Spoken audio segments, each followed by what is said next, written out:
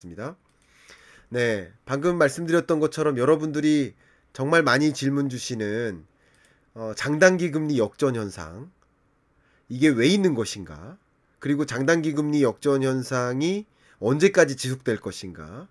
또한 장단기 금리 역전이 이제 다시 역전이 안 되는, 그러니까 장기 금리가 단기 금리보다 높아야 되는데 지금 낮단 말이죠. 다시 장기 금리가 높아지는 지점, 그런 지점은 언제냐? 뭐 이런 질문, 여러 가지 그런 질문에 대해서도 다 상세히 답변을 드리겠습니다. 그렇게 진행을 하나하나 하도록 하겠습니다. 그리고 그것이 어떻게 결과적으로 영향을 줄까, 이런 이야기를 좀 하도록 하겠습니다.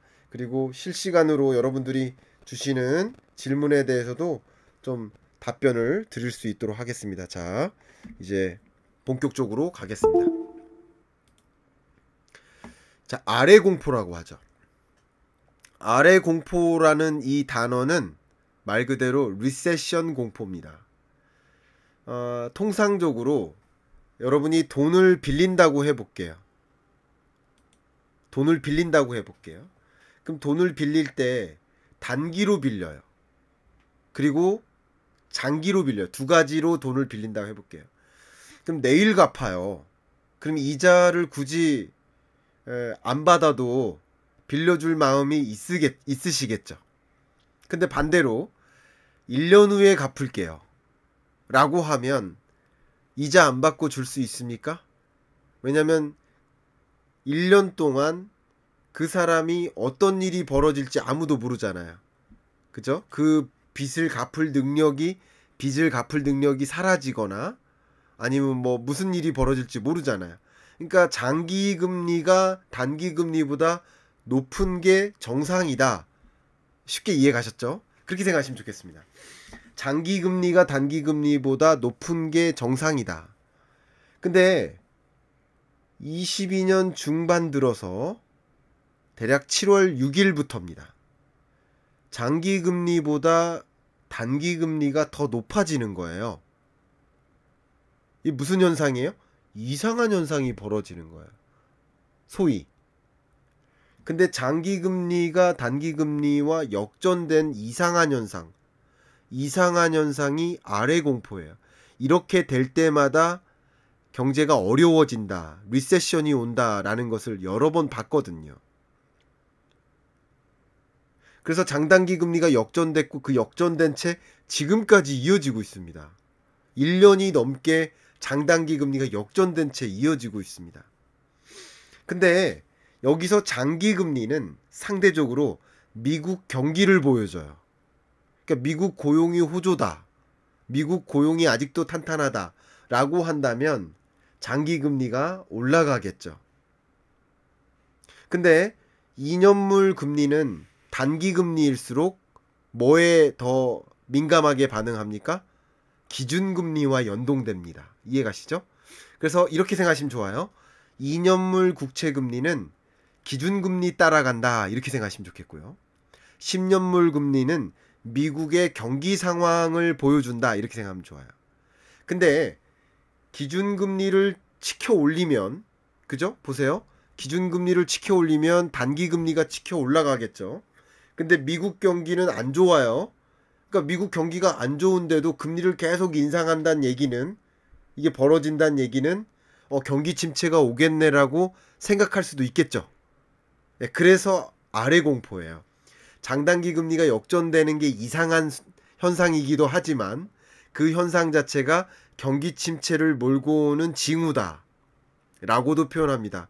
그리고 몇몇 경기 선행지수에는 장단기 금리 역전 정도를 하나의 지표로서 사용하고도 있습니다.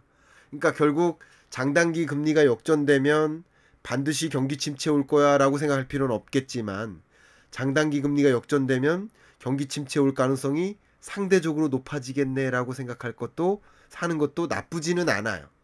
답변이 되셨죠? 자, 근데 지금부터 말씀드린다면 자료화면 보시면 이게 미국 역대 장단기 금리 통계가 나온 이래로 역대 통계를 보여드리는 겁니다. 보시면 장단기 금리가 역전된 게 보시면 뭐 이 2000년대 초반 그리고 2008년 글로벌 금융위기 이때도 거의 근접하게 갔었죠. 이때도 좀 안 좋았거든요. 잠깐. 근데 이 오일 쇼크 때 1980년 이 오일 쇼크에 따른 충격 이때를 제외해 놓고 보면 장단기 금리가 역전된 정도가 가장 강하죠. 그리고 가장 길죠. 이게 무슨 말입니까? 장기 금리에서 단기 금리를 뺀 거예요. 그럼 장기 금리가 높으면 플러스일 텐데 장기 금리가 낮으면 마이너스겠죠. 역전되니까. 그러니까 마이너스 장단기 금리 차익값이 마이너스라는 것은 역전된 거다 이렇게 볼 수 있는 거예요. 이게 역전된 걸 보여주는 현상인 거예요. 되셨죠? 자, 그러면요. 이걸 보여드리겠습니다. 최근 거 이게 장기 금리에서 단기 금리를 뺀 겁니다. 그러니까 장기 금리가 높으니까 평상시에는 이게 플러스겠죠. 근데 장기 금리가 더 낮아지면 이게 마이너스로 전환되겠죠. 언제부터? 7월 6일부터. 지금까지 장기 금리가 단기 금리보다 낮은 채로 전개되는데 근데 23년 초까지 이 값이 극단적으로 커지다가 그죠? 마이너스 값이 커지다가 최근 들어 더 커진 거예요. 그죠? 그러니까 이런 것들은 미국의 경기 침체 가능성이 좀 더 높아지겠네. 언제쯤에? 하반기에. 경제 위기가 아니라 경기 침체라는 걸 구분 짓고 생각해 주시길 부탁드리겠습니다. 다시 한번 강조합니다. 경제 위기가 아니라 경기 침체라는 거예요. 아시겠죠? 경기 침체. 자, 이게 바로 그겁니다. 이게 장단기 금리 역전 현상인 거고요. 근데 장단기 금리가 최근 들어서 22년 이후로 보면은 22년 7월 6일부터 이 지점부터 역전된 건데 최근 들어 더 벌어진다라는 것을 보여주는 거예요. 그러니까 이게 벌어지니까 결국 이 값이 더 밑으로 내려가는 거예요. 0 밑으로. 그죠? 근데 여러분들이 주시는 질문이 최근에 10년물 국채금리도 치솟았다가 좀 떨어지다가 다시 치솟아요. 아직 미국 경제가 탄탄하다는 걸 반증해줘요. 근데 미국 경제 상황 치고는 너무 강하게 금리 인상하는 거 아니냐라는 걸 보여주는 또 잣대가 돼요. 되셨죠? 어쨌든 이게 장기 금리와 단기 금리의 그 흐름인데 지금부터 여러분께 말씀드리는 것은 이게 채권 금리잖아요. 그럼 채권 금리가 굉장히 높다라는 걸 반영해 주죠. 그리고 다음 주에 7월 27일 날 있을 FOMC 회의 결과 금리 인상할 것 그것은 이미 반영된 국채금리일 것 아니겠습니까? 그러면 그 이후에는 추가적인 금리 인상이 없을 수도 있다라는 기대를 많이 하면 할수록 그죠? 많이 하면 할수록 어떨까요? 당연히 국채금리는 향후에 떨어질 수 있겠죠. 그걸 좀 보시면 도움이 되겠습니다. 그러면 제가 이때쯤이 언제예요? 23년 초에 SVB 사태 일어나고 그죠? 그때 미국 국채금리가 치솟았을 때 이때 국채 사셔도 좋을 것 같다. 왜냐면 국채 금리는 곧 국채 가격과 반비례한다라는 말씀을 수차례 드렸죠. 이해가시죠? 그러면 이런 관점에서 제가 뭐라고 말씀드린 거예요? 이제 국채를 사셔도 괜찮겠구나. 채권 사시는 것도 괜찮겠구나. 라고 제가 의견을 드렸었던 거죠. 지금도 마찬가지입니다. 국채 금리가 다시 그 고점을 갱신해 가면서 치솟았기 때문에 다시 보여드리겠습니다. 치솟았기 때문에 이 얘기는 곧 향후에 추가적인 기준금리 인상을 안 하고 그죠? 그리고 기준금리 인하만 남았다라고 생각하는 지점 그런 지점이 23년 하반기에 올 거 아니에요. 그리고 지금보다 국채금리가 올라갈 수는 있겠죠. 올라갈 수는 있겠지만 올라갈 폭이 그렇게 크진 않죠. 이제 지금부터는 확률 게임인 거예요. 국채금리가 2년물 기준으로 5%인데 5%보다 더 올라가면 얼마나 올라갈까? 5.5까지 올라갈까? 라고 생각해 보세요. 근데 그 지점보다는 내려갈 가능성이 더 높죠. 그 지점보다는. 향후에 기준금리를 추가적으로 인상하지 않고 이제 기준금리를 인하할 수 있겠구나라는 생각을 할 때 그런 지점이니까, 그러면 지금 지점은 무엇에 투자를 해야 되는 지점이라고 볼 수 있겠죠? 채권 투자에 관심을 가져볼 만한 때다라고 의견을 드릴게요. 제가 의견을 드리는 겁니다. 여러분 투자 의사결정은 여러분 스스로 하는 겁니다만, 국채 채권 투자 시점으로서 적절하다, 이렇게 의견을 드립니다. 그렇게 답변이 되셨을 거라고 보고요. 단기 채권이냐 장기 채권이냐 이 질문하셨는데 저는 상관없다고 생각합니다. 둘 다. 그러니까 채권 금리가 둘 다 괜찮다라고 생각을 합니다. 예, 이렇게 일단 답변을 드립니다. 그 다음 여러분이 주시는 질문이 여러 가지가 있는데 지금 한 가지가 바로 이겁니다.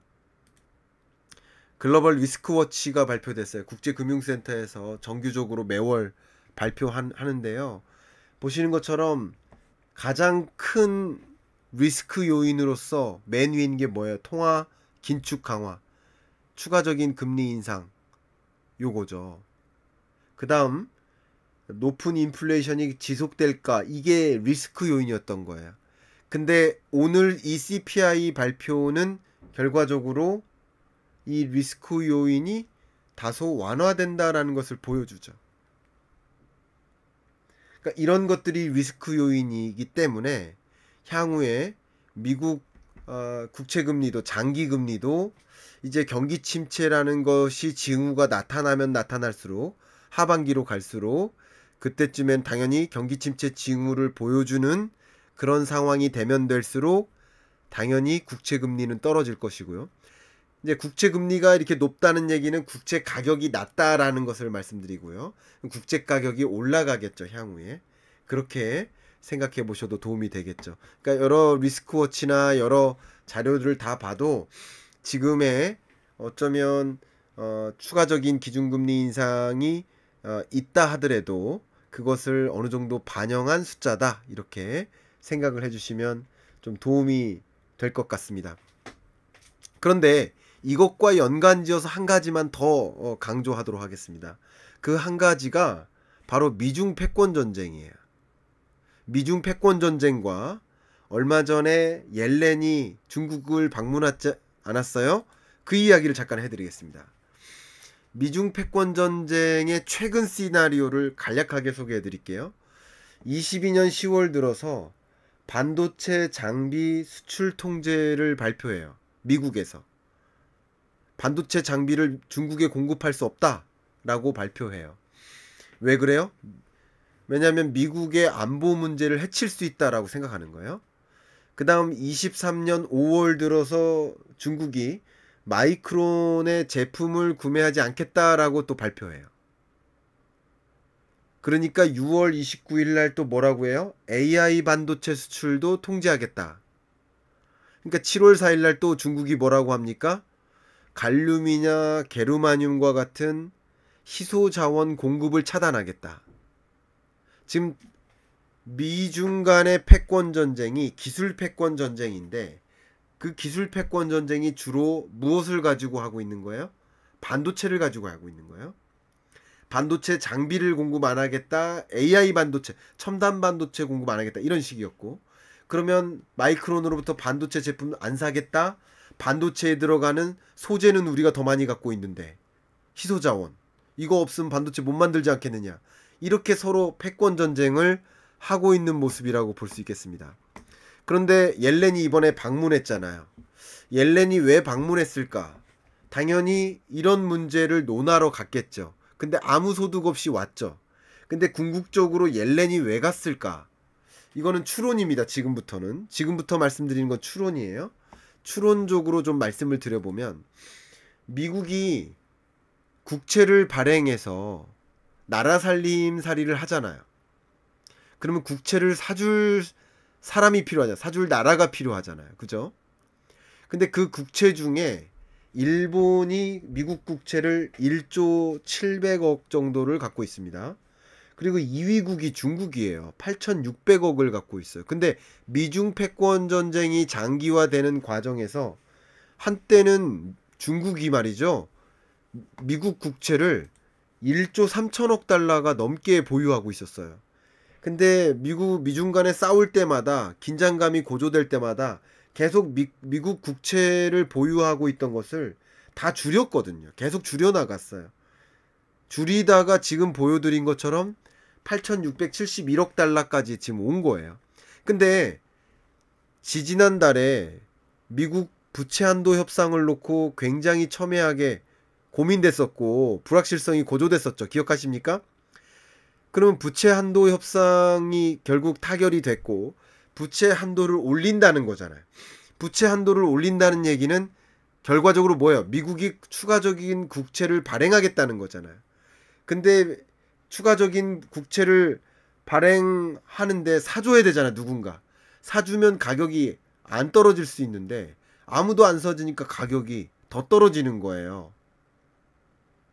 결과적으로 옐렌이 중국을 방문한 이유는 물론 앞에 선결 조건이 있겠죠. 예를 들어서 한국하고 일본하고 다시 적극적으로 교류하고 친해지려고 한다라고 한다면 선결 조건이 있겠죠. 그 선결 조건 중에 몇 가지가 최근에 예를 들어서 한일 통화 스와프를 다시 체결한다든가 일본이 조치를 취했던 백색 국가 화이트리스트에서 한국을 배제해서 다시 포함시켰다든가 이런 눈에 보이는 것들을 일단은 정상화해야 그 다음 과정으로 갈 수 있잖아요. 그러니까 미중 간에 이렇게 반도체를 놓고 뭐 관세 때리고 막 그 수출 규제하고 이렇게 싸우는데 중국한테 가서 그러면 우리 국채 좀 사주세요 라고 얘기할 수 있어요 없어요? 없죠. 그러니까 선결 조건으로서 이런 걸 논의하고 옐렌 여러분 생각해보세요. 옐렌이 누구예요? 재무부 장관이잖아요. 산업부 장관이 아니에요. 국무부 장관도 아니에요. 근데 옐렌은 재무부 장관이니까 옐렌의 고민은 뭘까요?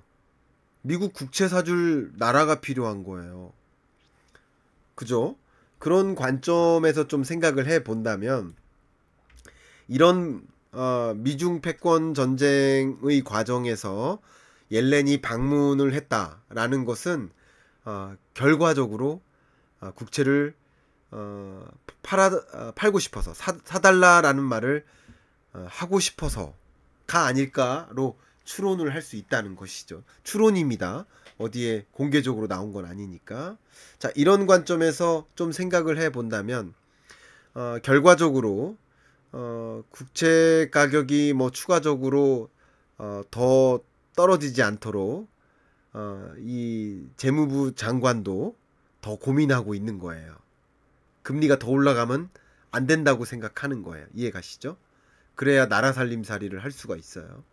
그런 관점, 그런 것들도 다 그 국제 정세까지 고려를 한다면 오늘 CPI 결과는 뭐 다음 달 7월 달에 있을 7월 27일 있을 FMC 회의 때는 금리를 추가적으로 인상할 게 거의 확실하지만 그 이후의 금리 인상은 없을 수도 있다라고 해석하게 만들어주고 그리고 뭐 옐렌 재무부와 통화 당국은 독립성이 있겠지만 역시 통화 당국도 스스로 판단하는 거죠.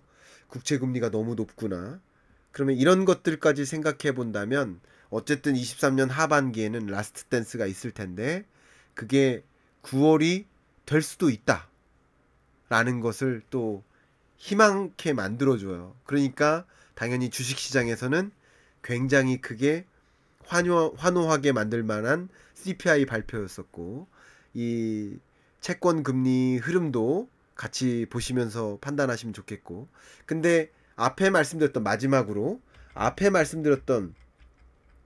이게 역전된 채 움직이다가 다시 10년물 국채 금리가 2년물 국채금리보다 높게 나타날 지점은 언제일까요? 기준금리 인상이 끝났다라는 생각이 지배적일 때, 시장의 기대가 지배적일 때, 그죠? 그때겠죠. 근데 그때쯤이면 제 생각에는 10년물 국채금리도 이제 조금씩 떨어지면서 같이 떨어져요. 이해가시죠? 둘 다 떨어지겠지만 2년물 국채금리가 더 가파르게 떨어짐에 따라서 아무래도 역전될 수 있어요. 근데 그때는 어쩌면 경기 침체라는 그런 모습들이 더 두드러지게 나타나는 상황이죠. 그러니까 미국, 제가 다시 한번 강조하지만 경제 위기가 아니에요. 경기 침체예요. L자로 꺼져가는. 그러니까 미국 경기 침체가 진전된다면 역시 금리 인상이 끝나는 그런 지점에서 경기 침체의 어떤 영향도 같이 받기 때문에 주가가 대세 상승하기는 어려운 것이다 라고 볼 수 있겠죠. 그리고 어쨌든 경기 침체가 역전 현상이 끝나는 것은 어쨌든 정상화되는 거니까 그 자체는 주식시장에 그렇게 나쁜 것은 아닌데, 근데 그게 유독 아, 미국의 경기 침체의 모습처럼 장기 금리도 떨어지면서 같이 떨어질 경우, 이럴 가능성이 좀 높겠거든요. 그럴 경우는 또 다른 좀 우려들이 좀 지배적이고 불확실해진다 이렇게 생각할 수 있기 때문에 그런 지점에서 오히려 한번 일시적인 조정이 있을 수 있다. 이건 시나리오로서 가져갈 필요가 있겠습니다. 그래서 장기 금리와 단기 금리의 추이도 같이 저랑 모니터링 하시면서 그런 지점이 정말 오는지, 저는 그런 시나리오로 그림을 그렸는데 그런 지점이 오는지 좀 판단해 보면서 저와 함께 이 즉시 분석 뭐 이런 거 함께 해보시면 어떨까. 그러면 이 경기 판단하시는데 더 유리하시지 않을까 이렇게 의견을 드리겠습니다. 자,